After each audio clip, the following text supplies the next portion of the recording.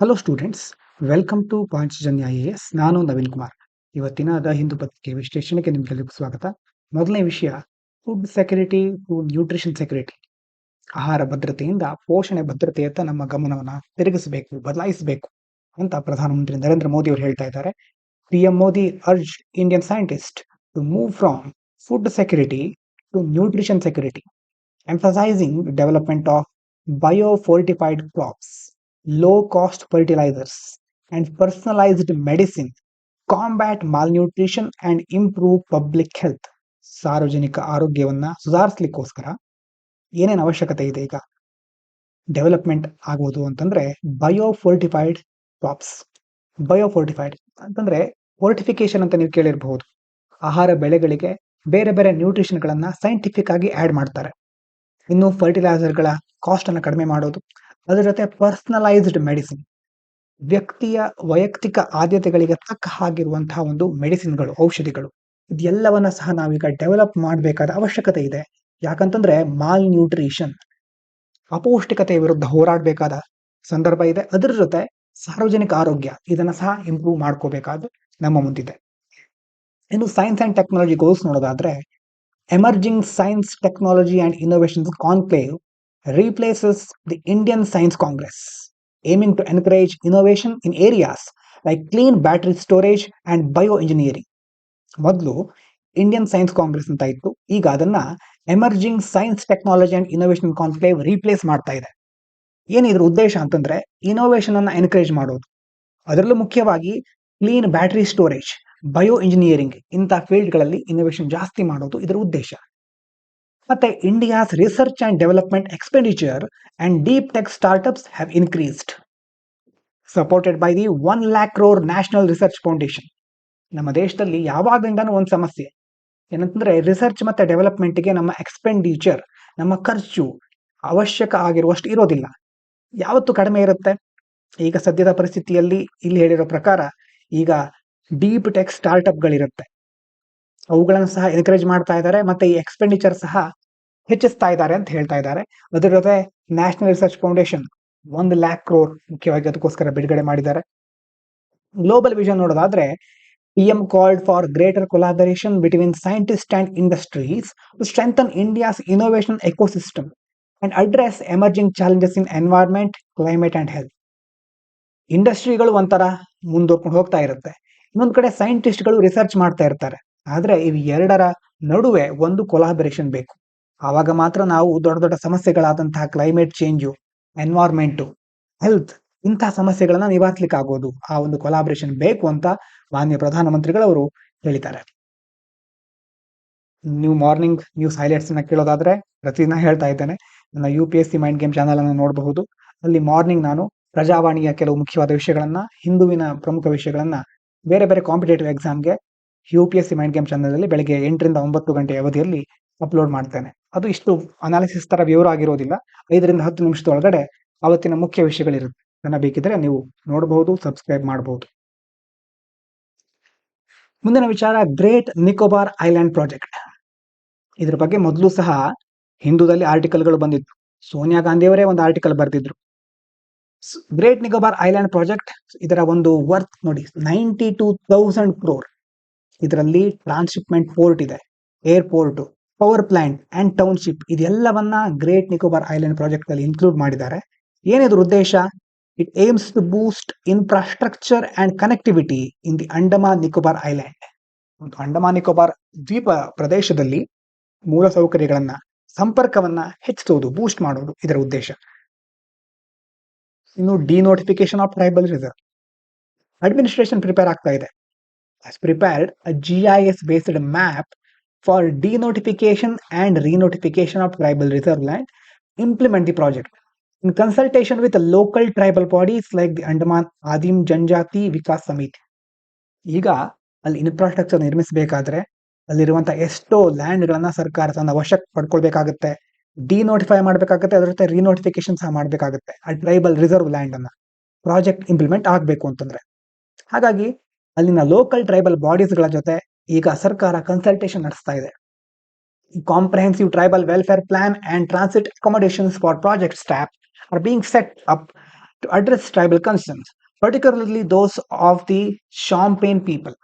ಅಂದ್ರೆ ಇದಕ್ಕೋಸ್ಕರನೇ ಒಂದು ಪ್ರಾಜೆಕ್ಟ್ಗೋಸ್ಕರ ಏನ್ ಮಾಡ್ತಾ ಇದ್ದಾರೆ, comprehensive tribal welfare plan, transit accommodations, ಇದನ್ನ ಮುಖ್ಯವಾಗಿ ಸೆಟ್ ಮಾಡ್ತಾ ಇದ್ದಾರೆ. ಅಂದ್ರೆ ಇಲ್ಲಿ ಟ್ರೈಬಲ್ ಕನ್ಸರ್ನ್ಗಳು, ಆ ಒಂದು ಬುಡಕಟ್ಟು ಜನಾಂಗದವರ ಕಾಳಜಿಗಳು, ಅವರ ಸಮಸ್ಯೆಗಳನ್ನ ಮುಖ್ಯವಾಗಿ ಅಡ್ರೆಸ್ ಮಾಡ್ಲಿಕ್ಕೆ, ಅದರಲ್ಲೂ ಶಾಂಪೇನ್ ಪೀಪಲ್ ಅವರ ಒಂದು ಸಮಸ್ಯೆಗಳು ಇದೆ ಅಲ್ಲಿ, ಅದ್ರ ಬಗ್ಗೆ ಡಿಸ್ಕಸ್ ಮಾಡ್ಲಿಕ್ಕೆ ಈ ತರ ಒಂದು ಕಾಂಪ್ರಹೆನ್ಸಿವ್ ಪ್ಲಾನ್ ಅನ್ನ ರೆಡಿ ಮಾಡಿದ್ದಾರೆ. ಲೀಗಲ್ ಮತ್ತೆ ಎನ್ವೈರನ್ಮೆಂಟ್ ಕನ್ಸರ್ನ್ ನೋಡೋದಾದ್ರೆ, denotification must comply with the Forest Rights Act 2006. ಈ ಆಕ್ಟ್ ಸಹ ಬಹಳ important. Forest Right Act denotification ಮಾಡಬೇಕಾದ್ರೆ ಅದು ಫಾರೆಸ್ಟ್ ರೈಟ್ ಆಕ್ಟ್ ಗೆ ಅನುಗುಣವಾಗಿರಬೇಕು, which mandates settlement of forest rights before any land change. ಏನೇ ಲ್ಯಾಂಡ್ ಚೇಂಜ್ ಮಾಡೋಕ್ಕಿಂತ ಮೊದಲು ಫಾರೆಸ್ಟ್ ರೈಟ್ ಗಳು ಸೆಟಲ್ ಆಗಬೇಕು. Related environmental clearances are under judicial scrutiny. ಬೇರೆ ಬೇರೆ ಎನ್ವೈರನ್ಮೆಂಟ್ ಕ್ಲಿಯರೆನ್ಸ್ಗಳು ಜುಡಿಷಿಯಲ್ ಸ್ಕ್ರೂಟಿನಿ. ಸ್ಕ್ರೂಟಿನಿ ಅಂತಂದ್ರೆ ಪರಿಶೀಲಿಸೋದು, ಸಮಗ್ರವಾಗಿ ಒಂಥರ ಅದನ್ನ ಎಕ್ಸಾಕ್ಟ್ ಆಗಿ ಹೆಚ್ಚು ಎಕ್ಸಾಮೈನ್ ಮಾಡೋದು ಅಂತ ಹೇಳ್ತಾರೆ. ಜುಡಿಷಿಯಲ್ ಸ್ಕ್ರೂಟಿನಿ ಅಂತಂದ್ರೆ ಅಂದ್ರೆ ಕೋರ್ಟ್ ಅದನ್ನ ಪರಿಶೀಲಿಸ್ತಾ ಇದೆ. ಮುಂದಿನ ವಿಚಾರ ನೋಡಿ, supreme court on stray dogs. ಬೀದಿ ನಾಯಿಗಳ ಕುರಿತು ಸುಪ್ರೀಂ ಕೋರ್ಟ್ ಏನ್ ಹೇಳ್ತಾ ಇದೆ? Supreme Court of India has taken serious note of government employees feeding stray dogs within government office premises, stating it violates earlier orders mandating designated feeding zones for canines. So, ಸರ್ಕಾರಿ ನೌಕರರು ಆ ಕಚೇರಿ ಆವರಣದ ಒಳಗಡೆ ಬೀದಿ ನಾಯಿಗಳಿಗೆ ಆಹಾರ ನೀಡಬಾರ್ದು, ಅದನ್ನ ನೀಡೋದನ್ನ ಈಗ ಸುಪ್ರೀಂ ಕೋರ್ಟ್ ಗಂಭೀರವಾಗಿ ಪರಿಗಣಿಸ್ತಾ ಇದೆ. ಮೊದಲೇ ಸುಪ್ರೀಂ ಕೋರ್ಟ್ ಹೇಳಿತ್ತು ಅಂತಂದ್ರೆ ಫೀಡಿಂಗ್ ಝೋನ್, ಡೆಸಿಗ್ನೇಟೆಡ್ ಫೀಡಿಂಗ್ ಝೋನ್ಗಳನ್ನ ಕ್ರಿಯೇಟ್ ಮಾಡೋದ್ರ ಬಗ್ಗೆ ಹೇಳಿತ್ತು. ಆದ್ರೆ ಈಗ ಅದನ್ನ ಸರಿಯಾಗಿ ಪಾಲಿಸ್ತಾ ಇಲ್ಲ, ಕಚೇರಿ ಆವರಣದಲ್ಲೇ ನಾಯಿಗಳಿಗೆ ಆಹಾರ ಕೊಡ್ತಾ ಇದ್ದಾರೆ ಅನ್ನೋದನ್ನ ಸುಪ್ರೀಂ ಕೋರ್ಟ್ ಗಂಭೀರವಾಗಿ ಪರಿಗಣಿಸ್ತಾ ಇದೆ. ಲೀಗಲ್ ಫ್ರೇಮ್ವರ್ಕ್ ನೋಡೋದಾದ್ರೆ, the issue relates to implementation of the animal birth control rules 2023 framed under the Prevention of Cruelty to Animals Act 1960 aimed at humane stray dog management.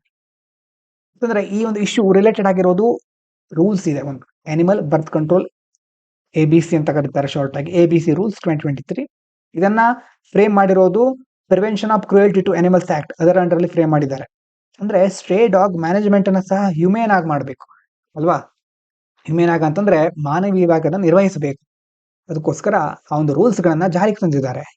The court will issue fresh directions on November 7 to regulate feeding zones and prevent unregulated feeding that leads to public inconvenience and safety concerns. ಈಗ ನ್ಯಾಯಾಂಗ ಅಥವಾ court ಏನ್ ಮಾಡ್ತಾ ಇದೆ, fresh direction ಗಳನ್ನ, ಮುಂದಿನ ನಿರ್ದೇಶನಗಳನ್ನ ಕೊಡ್ತಾ ಇದೆ ನವೆಂಬರ್ 7ಗೆ. ಯಾವ್ದಕ್ಕೆ ಸಂಬಂಧಪಟ್ಟ ಹಾಗೆ ಅಂತಂದ್ರೆ ಫೀಡಿಂಗ್ ಝೋನ್ಗಳಿಗೆ ಸಂಬಂಧಪಟ್ಟ ಹಾಗೆ.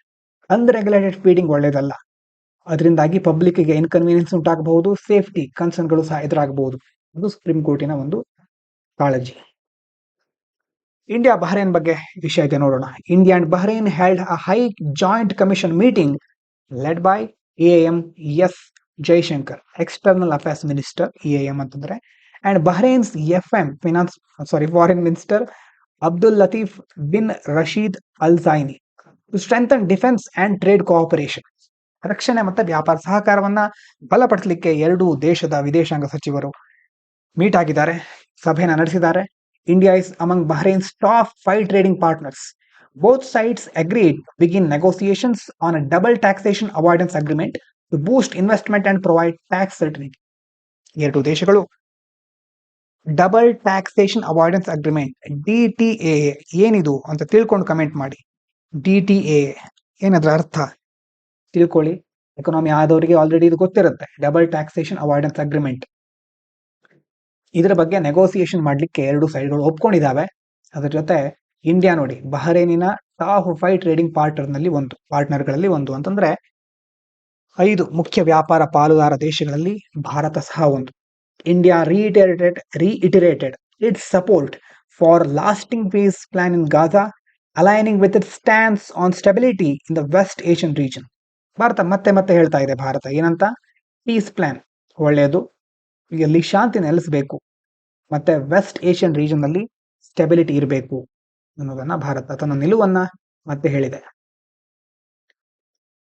ಇನ್ನು ಡಿಜಿಟಲ್ ಅರೆಸ್ಟ್ ಇದ್ರ ಬಗ್ಗೆ ಸ್ವಲ್ಪ ದಿನದಿಂದ ನೋಡಿದ್ವಿ ಅನ್ಸುತ್ತೆ. Supreme court noted that over 3,000 crore has been lost by victims, mostly elderly citizens, due to digital arrest scams, where fraudsters impersonate police or judicial officers using forged documents. ಇದ್ರ ಬಗ್ಗೆ social ಮೀಡಿಯಾದಲ್ಲಿ ತುಂಬಾ ಸಾರಿ ಜಾಗೃತಿ ಮೂಡ್ತಾ ಇದೆ. ಡಿಜಿಟಲ್ ಅರೆಸ್ಟ್, ಪೊಲೀಸರ ತರ, judges ತರ, ಯಾವ್ದು ಲಾಯರ್ ತರ ಒಂದು ಇಂಪರ್ಸನೇಟ್ ಮಾರುವೇಷವನ್ನು ಹಾಕೊಂಡು ಅದರಲ್ಲೂ ಎಲ್ಡರ್ಲಿ ಸಿಟಿಸನ್ಗಳಿಗೆ ಬೆದರಿಕೆ ಹಾಕೋದಾಗಿರ್ಬಹುದು, ಅಥವಾ ಅವರು ಮಾಡದೇ ಇರೋ ತಪ್ಪಿನ ಮೇಲೆ ಅವ್ರ ಮೇಲೆ ಒಂದು ಬೆದರಿಕೆ ಹಾಕಿ ಹಣವನ್ನ ಕಿತ್ಕೊಳ್ಳೋದು. ಸುಮಾರು ಎಷ್ಟು ಲಾಸ್ ಆಗಿದೆ ಅಂತಂದ್ರೆ 3,000 ಕೋಟಿ ಈ ಡಿಜಿಟಲ್ ಅರೆಸ್ಟ್ ಇಂದಾಗಿ, ಸ್ಕ್ಯಾಮ್ ನಿಂದಾಗಿ. ನೇಚರ್ ಆಫ್ ಕ್ರೈಮ್ ಹೇಗಿರುತ್ತೆ?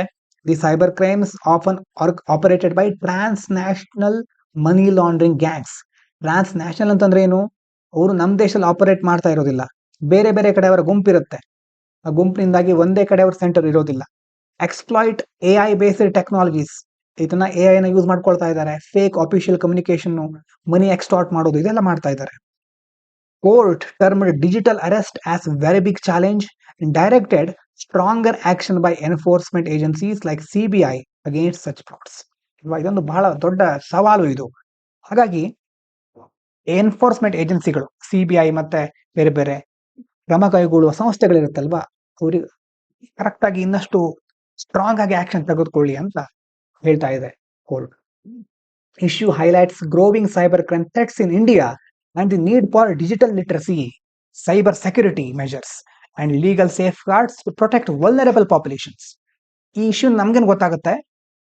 ಸೈಬರ್ ಕ್ರೈಮ್ ಥ್ರೆಟ್ಸ್ ಗಳು ಜಾಸ್ತಿ ಆಗ್ತಾ ಇದೆ ಭಾರತದಲ್ಲಿ, ಅದರ ಜೊತೆ ಡಿಜಿಟಲ್ ಲಿಟರಸಿ ಅಲ್ವಾ, ಹೇಗೆ ಇಂತಹ ಒಂದು ಸಮಸ್ಯೆನ ಎದುರಿಸೋದು, ಹ್ಯಾಕರ್ಗಳು ಪಾಸ್ವರ್ಡ್ ಹೇಗಿರ್ಬೇಕು, ನಮ್ದು ಡಿಜಿಟಲ್ ಸಾಧನಗಳನ್ನ ಹೇಗೆ ಉಪಯೋಗಿಸ್ಕೊಳ್ಬೇಕು, ಆ ಲಿಟ್ರಸಿ, ಆ ಒಂದು ಸಾಕ್ಷರತೆ ಅಂದ್ರೆ ಅದ್ರ ಜ್ಞಾನ ನಮ್ಗಿರ್ಬೇಕು.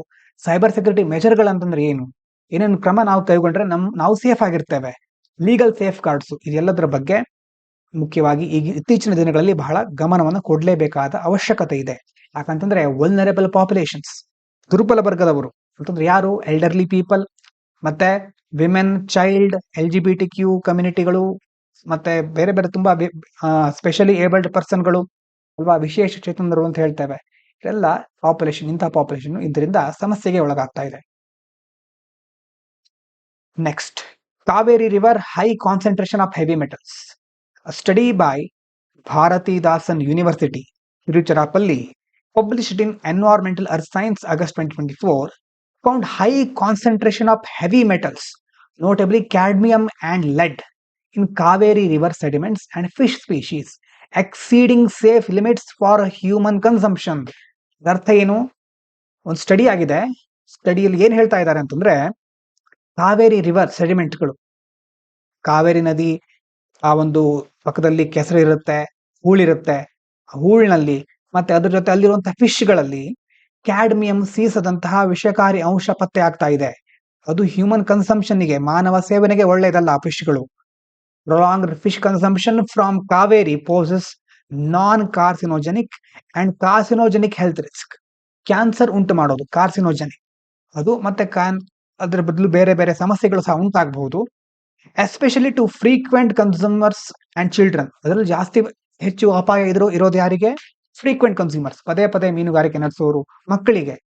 ಒಕೇಶನಲ್ ಕನ್ಸಂಪ್ಷನ್ ಅಂದ್ರೆ ಟ್ವೈಸ್ ಅ ವೀಕ್, ವಾರದಲ್ಲಿ 2 ಸಾರಿ, 250 gram per serving, considered relatively safe, ಸ್ವಲ್ಪ ಸೇಫ್ ಅಂತ ಕನ್ಸಿಡರ್ ಮಾಡ್ತಾರೆ. ಅದ್ರ ಪೊಲ್ಯೂಷನ್ ಸೋರ್ಸ್ ಏನು ಅಂತಂದ್ರೆ, contamination is mainly anthropogenic. Anthropogenic ಅಂತಂದ್ರೆ ಮಾನವನ ಚಟುವಟಿಕೆಯಿಂದ ಆಗಿರೋದು. ಆಂಥ್ರೋಪಾಲಜಿ, ಮಾನವ ಶಾಸ್ತ್ರ ಅಂತ ಕೇಳಿರ್ಬೋದು ನೀವು. ಆಂಥ್ರೋಪೋಜೆನಿಕ್ ಅಂದ್ರೆ ಮಾನವನಿಂದ ಉಂಟಾಗಿರೋದು. ರಿಸಲ್ಟಿಂಗ್ ಫ್ರಾಮ್ ಇಂಡಸ್ಟ್ರಿಯಲ್ ಎಫ್ಲುಯೆಂಟ್ಸ್ ಅಂದ್ರೆ textile industry, electroplating units, ಅದರಿಂದ ಸಹ ಆಗ್ತಾ ಇದೆ. Agriculture run off, urban waste water discharge near Erode ಅಲ್ಲಿನ ಒಂದು ಪ್ರದೇಶ, and other stretches. Some contribution arises from natural mineral sources. ಎಲ್ಲ ಇದಕ್ಕೆ ಕಾರಣಗಳು. ಪಾಲಿಸಿ ಇಂಪ್ಲಿಕೇಶನ್ ನೋಡೋದಾದ್ರೆ, study calls for continuous environmental monitoring. ಇತ್ತೀಚಿನ ದಿನಗಳಲ್ಲಿ ನೀವು ನೋಡಿರಬಹುದು, ಯಾವುದೇ ಒಂದು ಪ್ರದೇಶ ಆಗಿರಬಹುದು, ನೈಸರ್ಗಿಕ ಪ್ರದೇಶಗಳನ್ನ ರಕ್ಷಿಸಿಕೊಳ್ಳೋದು ಬಹಳ ಕಷ್ಟ ಆಗ್ಬಿಟ್ಟಿದೆ. ಕಂಟಿನ್ಯೂಸ್ ಆಗಿ, ನಿರಂತರವಾಗಿ ಅದನ್ನ ಮೇಲ್ವಿಚಾರಣೆ ಮಾಡ್ತಾನೆ ಇರಬೇಕು. Strict regulation of effluent discharge, ಬೇರೆ ಬೇರೆ ಇಂಡಸ್ಟ್ರಿಗಳು ಯಾವ ತರ ಡಿಸ್ಚಾರ್ಜ್ ಮಾಡ್ತಾ ಇವೆ ಕೆಮಿಕಲ್ಗಳನ್ನ ಅನ್ನೋದನ್ನ ಸ್ಟ್ರಿಕ್ಟ್ ಆಗಿ ರೆಗ್ಯುಲೇಟ್ ಮಾಡಬೇಕು. ಪಬ್ಲಿಕ್ ಅವೇರ್ನೆಸ್ ಮೂಡಬೇಕು. ಮತ್ತೆ ಸ್ಟ್ರಾಂಗರ್ ಪೊಲ್ಯೂಷನ್ ಕಂಟ್ರೋಲ್ ಮೆಷರ್ಗಳನ್ನ ಕೈಗೊಳ್ಳಬೇಕು. ಯಾವ್ದ್ರ ಅಂಡರ್ ಅಲ್ಲಿ ಅಂತಂದ್ರೆ ವಾಟರ್ ಆಕ್ಟ್ ಅಂತಿದೆ, water prevention and control of pollution act, environment protection act 1986, ಇದರ ಅಂಡರ್ ಅಲ್ಲಿ ಮುಖ್ಯವಾಗಿ ಮೆಜರ್ಗಳನ್ನ ಕೈಗೊಳ್ಳಬೇಕು ಅಂತ ಹೇಳ್ತಾ ಇದ್ದಾರೆ. ಒಂದು high seas treaty, BBNJ agreement. High Seas Treaty, effective from January 2026, aims to conserve marine biodiversity beyond national jurisdiction through marine protected areas, environmental impact assessment, and equitable benefit sharing marine genetic resources. Marine ಅಂತಂದ್ರೆ ಏನು? ಮುಖ್ಯವಾಗಿ ಸಮುದ್ರ, ಸಾಗರ. High seas treaty ಅಂತಂದ್ರೆ ಒಂದು ದೇಶ, ಸಮುದ್ರದ, ನಮ್ಮ ದೇಶ ಇದೆ, ಕಡಲ ಒಂದು ಭಾಗ ಇದೆ ಅಲ್ವಾ, ಈ ಕಡೆ ನಮ್ಮ ಇಲ್ಲಿ ಗೊತ್ತಾಗ್ಬೋದು ನಿಮ್ಗೆ, ಈ ಕಡೆ ಕರ್ನಾಟಕದ ಪಕ್ಕದಲ್ಲಿ ಬೇರೆ ಇಲ್ಲಿ ಅರಬ್ಬಿ ಸಮುದ್ರ ಇದೆ, ಈ ಕಡೆ ಬೇ ಆಫ್ ಬೆಂಗಾಲ್ ಇದೆ, ಕೆಳಗಡೆ ಹಿಂದೂ ಮಹಾಸಾಗರ ಇದೆ. ಹೈ ಸೀಸ್ ಟ್ರೀಟಿಯಲ್ಲಿ ಮುಖ್ಯವಾಗಿ ಇಂತಹ ಸಮುದ್ರಗಳಿಗೆ ಸಂಬಂಧಪಟ್ಟಂತಹ ಸಂಪನ್ಮೂಲಗಳು, ಜೀವ ವೈವಿಧ್ಯತೆ, ಅದಕ್ಕೆ ಸಂಬಂಧಪಟ್ಟ ಹಾಗೆ ಕನ್ಸರ್ವೇಷನ್ ಮಾಡಲಿಕ್ಕೆ ಕ್ರಮಗಳನ್ನ ಕೈಗೊಳ್ತಾರೆ. ನ್ಯಾಷನಲ್ ಜ್ಯೂರಿಸ್ಟಿಕ್ಷನ್ ಅಂತ ಕರೀತೇವೆ.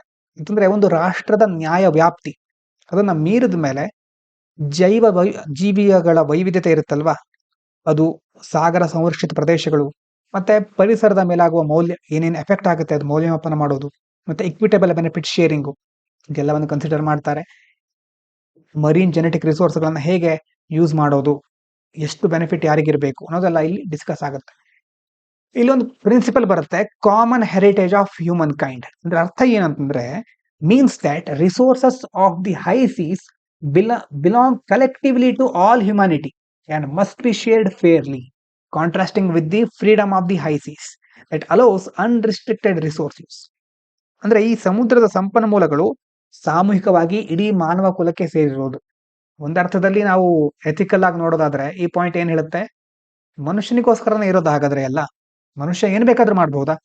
ಪ್ರಕೃತಿ ನಮಗೆ ಬದುಕಲಿಕ್ಕೆ ಅವಕಾಶ ಕೊಟ್ಟಿದೆ, ಹೌದು. ಅವಕಾಶ ಕೊಟ್ಟ ಮಾತ್ರಕ್ಕೆ ಅದನ್ನ ಎಕ್ಸ್ಪ್ಲಾಯ್ಟ್ ಮಾಡ್ಲಿಕ್ಕೆ ಹೊರಡೋದಾ? Common heritage of humankind ಅನ್ನೋದು ಮಾನವನನ್ನ ಕೇಂದ್ರಿತವಾಗಿ ಇಟ್ಕೊಂಡು ಇರುವಂತಹ ಪ್ರಿನ್ಸಿಪಲ್ ಅಲ್ವಾ. ಆಲ್ ಹ್ಯುಮ್ಯಾನಿಟಿ ಅಂದ್ರೆ ಎಲ್ರಿಗೂ ಅವಕಾಶ ಇದೆ ಅಂತ ಹೇಳ್ತಾರೆ, ಮಾನವರಲ್ಲಿ ಸಮಾನತೆ ಇದೆ. ಆದ್ರೆ ಮಾನವ ಪರಿಸರವನ್ನ ಯಾವ ರೀತಿ ಬಳಸ್ಕೊಳ್ತಾ ಇದ್ದಾನೆ, ಇಲ್ಲಿ ಹೇಳೋದೇನು, common heritage of humankind ಅಂತಂದ್ರೆ resources of the high seas belong to collectively all humanity. ಮನುಷ್ಯರಿಗೆ ಸೇರಿರೋದು, ಅವರು ಚೆನ್ನಾಗಿ ಫೇರ್ ಆಗಿ ಅದನ್ನ ಶೇರ್ ಮಾಡ್ಕೋಬೇಕು. Contrasting with the freedom of the high seas that allows unrestricted resource use. ಮೊದಲೇನು freedom of the high seas ಅಂತಿತ್ತು, ಅದು ರಿಸ್ಟ್ರಿಕ್ಷನ್ಸ್ ಆಗ್ತಾ ಇರಲಿಲ್ಲ, ರಿಸೋರ್ಸ್ ಹೇಗೆ ಬೇಕಾದ್ರೂ ಯೂಸ್ ಮಾಡ್ಕೋಬಹುದು ಅನ್ನುವಂಥ ರೀತಿ ಇತ್ತು. ಎರಡೂ ಒಂಥರ ಎಕ್ಸ್ಪ್ಲಾಯ್ಟೇಷನ್ ತರಾನೇ, ಅಂದ್ರೆ ಅದನ್ನ ಬೇರೆ ಬೇರೆ ರೀತಿ ಸಮರ್ಥನೆ ಕೊಟ್ಕೊಳ್ತಾರೆ. Ambiguity persist over how MGRs, marine genetic resources, benefits will be calculated or shared, and how the common heritage and freedom principle will coexist legally. ಕೆಲವೊಂದು ಆಂಬಿಗ್ವಿಟಿ ಅಂತಂದ್ರೆ ಗೊಂದಲಗಳಿರಬಹುದು, ಆ ಗೊಂದಲಗಳು ಇನ್ನೂ ಸಹ ಇದೆ. ಈ ಬೆನಿಫಿಟ್ ಗಳನ್ನ ಹೇಗೆ ಕ್ಯಾಲ್ಕುಲೇಟ್ ಮಾಡ್ತಾರೆ, ಹೇಗೆ ಶೇರ್ ಮಾಡ್ಕೋತಾರೆ, ಕಾಮನ್ ಹೆರಿಟೇಜು, ಫ್ರೀಡಮ್, ಪ್ರಿನ್ಸಿಪಲ್ಗಳು ಹೇಗೆ ನಿಜವಾಗ್ಲೂ ಇಂಪ್ಲಿಮೆಂಟ್ ಆಗುತ್ತೆ ಅನ್ನೋದ್ರ ಬಗ್ಗೆ ಇನ್ನು ಗೊಂದಲಗಳಿದೆ. ಇನ್ನು US, ಚೀನಾ, ರಷ್ಯಾ ಎಲ್ಲ ಇದೆಯಲ್ವಾ, ಇವರು ಈ ಟ್ರೀಟಿಯನ್ನ ರಾಟಿಫೈ ಮಾಡಿಲ್ಲ, ಇವರು ಅನುಮೋದಿಸಲಿಲ್ಲ ಇನ್ನು. Reducing it's potential global impact and enforcement strength. ಇಂಥ ದೊಡ್ಡ ದೊಡ್ಡ ದೇಶಗಳು ಇದಕ್ಕೆ ಅನುಮೋದಿಸದೇ ಇದ್ರೆ, ರಾಟಿಫೈ ಮಾಡದೇ ಇದ್ರೆ ಅದರ ಸ್ಟ್ರೆಂತ್ ಸ್ವಲ್ಪ ಕಡಿಮೆ ಆಗಿದೆ ಅಥವಾ ಅದರ ಇಂಪ್ಯಾಕ್ಟ್ ಕಡಿಮೆ ಆಗಬಹುದು ಅಂತ ಹೇಳ್ತಾ ಇದ್ದಾರೆ. Treaty must align with existing bodies like international seabed authority and regional fisheries management organisations, prevent overlapping jurisdictions and ensure coherent global ocean governance. ಅಂದ್ರೆ ಈ ಟ್ರೀಟಿ ಮಾಡಿದ್ಮೇಲೆ ಅದು ಈಗಾಗಲೇ ಇರುವಂತ ಕೆಲವೊಂದು ಏಜೆನ್ಸಿಗಳಿದೆ, ಬಾಡಿಗಳಿದೆ, ಉದಾಹರಣೆಗೆ ISA, RMF ಅಂತೆಲ್ಲ ಇದೆ. ಇದರ ಜೊತೆ ಮುಖ್ಯವಾಗಿ ಅಲೈನ್ ಆಗ್ಬೇಕು ಅಲ್ವಾ, ಜ್ಯೂರಿಸ್ಡಿಕ್ಷನ್ ಓವರ್ಲ್ಯಾಪ್ ಆಗಬಾರ್ದು. ಅಂತಂದ್ರೆ ಒಂದು ಸಂಸ್ಥೆ ಏನು ಮಾಡ್ಲಿಕ್ಕೆ ಹೊರಟಿರುತ್ತೆ, ಇದಕ್ಕೆ ಇನ್ನೊಂದು ಸಂಸ್ಥೆ ಬಂದು ಅಡ್ಡಿ ಆಗಬಾರ್ದು. ಹಾಗಾಗಿ ಕೊಹರೆಂಟ್ ಆಗಿ, ಸಮರ್ಪಕವಾಗಿ ಒಂದೇ ರೀತಿ ದಿಕ್ಕಿನಲ್ಲಿ ಎಲ್ಲರೂ ಮುಂದೋಗ್ಬೇಕು ಅಂತಂದ್ರೆ ಎಲ್ಲವನ್ನ ನಿರ್ವಹಿಸಬೇಕು. ಅವಾಗ ಗ್ಲೋಬಲ್ ಓಷನ್ ಗವರ್ನೆನ್ಸ್ ಇನ್ನೂ ಚೆನ್ನಾಗುತ್ತೆ. ಇನ್ನೊಂದು ಬಹಳ ಇಂಪಾರ್ಟೆಂಟ್ ಆದಂತಹ ಇಂಟ್ರೆಸ್ಟಿಂಗ್ ಆದಂತಹ ಆರ್ಟಿಕಲ್ ಇದೆ, ಶಶಿ ತರೂರ್ ಅವರು ಬರ್ತಿದ್ದು, India's IT dream at crossroads. ದೇಶದ IT ಇಂಡಸ್ಟ್ರಿ ನೋಡೋದಾದ್ರೆ ನೀವು ಒಂದು ಸಾರಿ ದೇಶದ ಎಕನಾಮಿಕ್ ಗ್ರೋತ್ ಅದರ ಬೆನ್ನೆಲುಬು ಅಂತ ಹೇಳ್ಬೋದು ಐ ಟಿ ಇಂಡಸ್ಟ್ರಿಯನ್ನ. ಅದರಲ್ಲೂ ಮಿಡ್ಲ್ ಕ್ಲಾಸ್ ಸಕ್ಸಸ್ ಅಂತಂದ್ರೆ ಏನು? ಸಾಫ್ಟ್ವೇರ್ ಇಂಜಿನಿಯರ್ ಆಗೋದು, ಬೇರೆ ದೇಶಕ್ಕೆ ಹೋಗೋದು, ಅಥವಾ ಸಾಫ್ಟ್ವೇರ್ ಕಂಪ್ನಿಲಿ ಇರೋದು ಮಿಡ್ಲ್ ಕ್ಲಾಸ್ ಅವರ ಒಂದು ಡ್ರೀಮ್. ಆದ್ರೆ ಈಗ ಆ ಒಂದು ಐ ಟಿ ಇಂಡಸ್ಟ್ರಿಯಲ್ಲಿ ದೊಡ್ಡ ಮೇಜರ್ ಟ್ರಾನ್ಸ್ಫಾರ್ಮೇಶನ್ ಆಗ್ತಾ ಇದೆ. ಕೊಲ್ಯಾಪ್ಸ್ ಅಲ್ಲ, ಟ್ರಾನ್ಸ್ಫಾರ್ಮೇಶನ್. ಏನು ಅಂತ ಟ್ರಾನ್ಸ್ಫಾರ್ಮೇಶನ್? ಲೇ ಆಫ್, ಕೆಲಸ ತೆಗೆದುಹಾಕೋದು, ಆಟೋಮೇಶನ್, ಯಾಂತ್ರೀಕರಣ ಇರಬಹುದು, ಎಐ ಬಂದಿರಬಹುದು. Global uncertainty are shaping how the sector. ಮುಂದಿನ ದಿನಗಳಲ್ಲಿ ಹೇಗೆ ಈ ಒಂದು ಸೆಕ್ಟರ್ ಬದಲಾಗಬಹುದು ಅನ್ನೋದ್ರ ಬಗ್ಗೆ ಸರ್ಟೆನಿಟಿ ಇಲ್ಲ.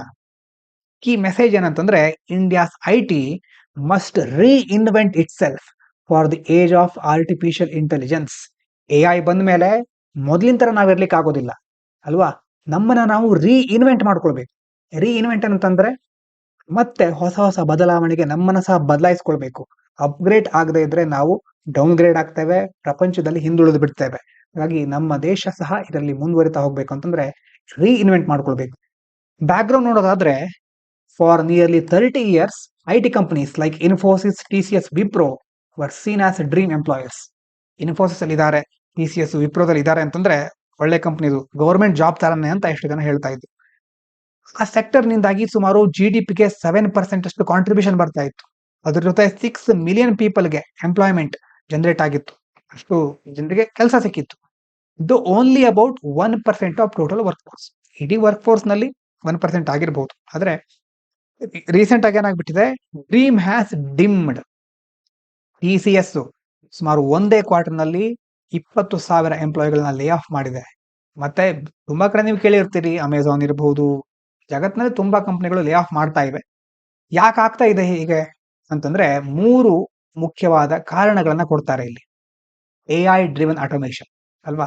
ಮೊದಲೆಲ್ಲ ರಿಪೋರ್ಟಿಂಗು, ಕೋಆರ್ಡಿನೇಷನ್, ಬೇಸಿಕ್ ಕೋಡಿಂಗು ಇದಕ್ಕೆಲ್ಲ ತುಂಬಾ ಜನ ಇರ್ತಾ ಇದ್ರು. ಆದ್ರೆ they are now done by AI models. Open AI, Anthropic ಎಲ್ಲ ಇದೆ, ಈಗ ಬಂದಿದೆ. ಇಂಥ ಸಣ್ಣ ಪುಟ್ಟ ವಿಷಯಗಳಿಗೆಲ್ಲ ಯಾರು ಮನುಷ್ಯರನ್ನ ಹೈರ್ ಮಾಡೋದಿಲ್ಲ. ಏಜೆಂಟಿಕ್ AI ಅಂತ ಬಂದಿದೆ. ಅದೇನ್ ಮಾಡುತ್ತೆ, ಅದು ರೀಸನ್ ಮತ್ತೆ ಪರ್ಫಾರ್ಮ್ ಮಲ್ಟಿ ಸ್ಟೆಪ್ ವರ್ಕ್ ಆಟೋನಾಮಸ್ಲಿ. ನೀವು ಹೋಗಿ ಪ್ರತಿ ಸಾರಿ ಹೇಳ್ಬೇಕು ಅಂತಿಲ್ಲ, ಅದೇ ತಿಳ್ಕೊಂಡು ಮುಂದಿನ ಕೆಲಸವನ್ನ ನಡೆಸ್ಕೊಂಡು ಹೋಗುತ್ತೆ. This makes routine IT job redundant. Routine ಅಂತಂದ್ರೆ ದಿವ್ಸನೂ ಒಂದೇ ಕೆಲಸ. ಆ ಒಂದೇ ಕೆಲಸ ನೀವು ಮಾಡ್ತಾ ಇದ್ದೀರಿ ಅಂತಂದ್ರೆ ಮುಂದೊಂದು ದಿನ AI ನಿಮ್ಮನ್ನ ರಿಪ್ಲೇಸ್ ಮಾಡಬಹುದು ಅಂತ. ನೀವು ಮಾಡೋದು ಡೈಲಿ ಒಂದೇ ಕೆಲಸ, ಬೆಳಿಗ್ಗೆ ಎದ್ದು ಇದು ಮಾಡ್ತೀರಿ ಅಂತಂದ್ರೆ ನೀವು ಮಾಡೋ ಯಾವ ಫೀಲ್ಡ್ ಅಲ್ಲಿ ಇದ್ದೀರಿ ಅನ್ನೋದು ಇಂಪಾರ್ಟೆಂಟು. ಆದ್ರೆ ಸಿಮಿಲರ್ ಇದೆ ಆ ವರ್ಕು ಅಂತಂದ್ರೆ, ಅದ್ರಲ್ಲಿ ಏನು ಹೊಸತನ ಇಲ್ಲ ಅಂತಂದ್ರೆ, ಕ್ರಿಯೇಟಿವಿಟಿ ಇಲ್ಲ ಅಂತಂದ್ರೆ ಆದಷ್ಟು ಬೇಗ ಆ ಕೆಲಸವನ್ನ AI ಬಂದು ಪಡ್ಕೊಳ್ಳುತ್ತೆ, AI ರಿಪ್ಲೇಸ್ ಮಾಡ್ಕೊಳ್ಳುತ್ತೆ, ತನ್ನನ್ನ ತಾನು ಅಲ್ಲಿ ತೊಡಗಿಸ್ಕೊಳ್ಳುತ್ತೆ. ಹಾಗಾಗಿ ಮಲ್ಟಿ ಸ್ಟೆಪ್ ವರ್ಕ್ ಅನ್ನು ಸಹ ಈಗ AI ಬಂದು ಪರ್ಫಾರ್ಮ್ ಮಾಡ್ತಾ ಇದೆ ಆಟೋನಮಸ್ಲಿ. ನೀವು ಹೇಳ್ಬೇಕು ಅಂತಿಲ್ಲ, ಅದಕ್ಕದೇ ಮಾಡ್ತಾ ಹೋಗುತ್ತೆ. ಒಂದು ಸಾರಿ ನೀವು ಇನ್ಫಾರ್ಮೇಶನ್ ಟ್ರೈನಿಂಗ್ ಕೊಟ್ರಾಯ್ತು. ಹಾಗಾಗಿ ರೂಟೀನ್ IT ಜಾಬ್ಸ್ ಎಲ್ಲ ರಿಡಂಡೆಂಟ್ ಆಗ್ಬಿಟ್ಟಿದೆ. ಎಸ್ಪೆಷಲಿ ಮಿಡ್ ಲೆವೆಲ್ ಮ್ಯಾನೇಜ್ಮೆಂಟ್ ಈಗ ರಿಡಂಡೆಂಟ್ ಆಗ್ಬಿಟ್ಟಿದೆ. ಅದ್ರ ಜೊತೆ ಟೈಟರ್ US ಇಮಿಗ್ರೇಷನ್ ಕಾಸ್ಟ್. ಈ ಕಡೆ H1B ವೀಸಾ ಫೀಸ್ಗಳು ಜಾಸ್ತಿ ಆಗಿರೋದು, ಇನ್ಕ್ರೀಸ್ ಆಗಿರೋದು, ಮತ್ತೆ Indian firms are localising their workforce abroad. Hiring locals ಗಳನ್ನ, ಈಗ ನಮ್ಮ ದೇಶದಿಂದ ತುಂಬಾ ಜನ ಸಾಫ್ಟ್ವೇರ್ ಕಂಪ್ನಿಲಿ ಇದ್ರೆ ಫಾರಿನ್ಗೆ ಹೋಗ್ಬಹುದು ಅಂತ ಕನಸು ಕಾಣ್ತಾ ಇರ್ತಿದ್ರು. ಆದ್ರೆ ಈಗ ಬೇರೆ ದೇಶದಲ್ಲೂ ಸಹ ಅಲ್ಲಿನ ಲೋಕಲ್ಗಳನ್ನ ಹೈರ್ ಮಾಡ್ತಾ ಇದ್ದಾರೆ instead of sending Indian engineers. ಮತ್ತೆ ಕಾಸ್ಟ್ ಅಡ್ವಾಂಟೇಜ್ ಮಾಡೆಲ್ ಅಂತಂದ್ರೆ cheap Indian talent sent overseas no longer works. ಕಡಿಮೆ ಬೆಲೆ ನೀವು ದುಡಿತೀರಾ ಅಂತಂದ್ರೆ ಅವರನ್ನ ಕಳಿಸ್ತಾರೆ. ಆದ್ರೆ ಜಾಸ್ತಿ ವರ್ಕ್ ಇರುತ್ತೆ ಅಂತಲ್ಲ. ಚೀಪ್ ಅಂತಂದ್ರೆ ಟ್ಯಾಲೆಂಟ್ ಇರೋರಿಗೂ ಸಹ ಕೆಲವೊಂದ್ಸಾರಿ ಸರಿಯಾದ ಸಂಬಳ ಸಿಕ್ಕೋದಿಲ್ಲ, ಅವರನ್ನ ಓವರ್ಸೀಸ್ ಕಳಿಸ್ತಾರೆ, ಟೆಂಪ್ರರಿ ಕಳಿಸ್ತಾರೆ ಎಷ್ಟೋ ಸಾರಿ. ಕ್ಲೈಂಟ್ ಸ್ಪೆಂಡಿಂಗ್ ರೆಡ್ಯೂಸ್ ಆಗಿದೆ. US ಮತ್ತೆ ಯುರೋಪಿಯನ್ ಕ್ಲೈಂಟ್ಸ್ ಈಗ IT ಬಜೆಟ್ ನ ಕಟ್ ಮಾಡ್ತಾ ಇದ್ದಾರೆ, ಯಾಕಂದ್ರೆ ಎಕಾನಮಿಕ್ ಅನ್ಸರ್ಟಿನಿಟಿ ಇರೋದ್ರಿಂದ. ಹಾಗಾಗಿ ಡಿಮ್ಯಾಂಡ್ ಈಗ shifted from large manpower heavy projects to small high skill digital solution. ಮೊದಲ ದೊಡ್ಡ ದೊಡ್ಡ ಪ್ರಾಜೆಕ್ಟ್ ಗಳ ಕಡೆ ಮುಖ ಮಾಡ್ತಾ ಇದ್ರು, ಆದ್ರೆ ಈಗ ಹಾಗಲ್ಲ. ಚಿಕ್ಕ ಪ್ರಾಜೆಕ್ಟ್, ಸ್ಕಿಲ್ ಜಾಸ್ತಿ ಇಂಪಾರ್ಟೆಂಟ್ ಈಗ. ಏನು ಡಿಫರೆನ್ಸ್ ಓಲ್ಡ್ ಮಾಡೆಲ್ ಮತ್ತೆ ಹೊಸ ಮಾಡೆಲ್ ಅಲ್ಲಿ IT-ಯಲ್ಲಿ? ಒಂದು ಡಿಜಿಟಲ್ ಅಸೆಂಬ್ಲಿ ಲೈನ್ ಅಂತ ಇರ್ತಾ ಇತ್ತು. 1000 ಜನರನ್ನ ಹೈರ್ ಮಾಡ್ಕೊಳ್ಳೋದು, ಬೇಸಿಕ್ ಕೋಡಿಂಗ್ ಅಲ್ಲಿ ಟ್ರೈನ್ ಮಾಡೋದು ಅವರನ್ನ. ಆಮೇಲೆ ಕಾಸ್ಟ್ ಬೇಸ್ಡ್ ಔಟ್ಸೋರ್ಸಿಂಗ್, ಆಮೇಲೆ ಬೇರೆ ಬೇರೆ ಕಡೆ ಅವರನ್ನ ಔಟ್ಸೋರ್ಸ್ ಮಾಡೋದು. ಕರಿಯರ್ ಪಾತ್ ಲೀನಿಯರ್ ಇರ್ತಾ ಇತ್ತು, ಅಂತಂದ್ರೆ ಇಷ್ಟ ಆದ್ಮೇಲೆ ಇಷ್ಟು ವರ್ಷ ಆದ್ಮೇಲೆ ಈ ಪ್ರಮೋಷನ್, ಈ ತರ ಲೀನಿಯರ್ ಆಗ ಅವ್ರು ಹೋಗ್ತಾ ಇದ್ರು. ಮತ್ತೆ ಮ್ಯಾನೇಜರಿಯಲ್ ಪ್ರಮೋಷನ್ ಇರ್ತಾ ಇತ್ತು.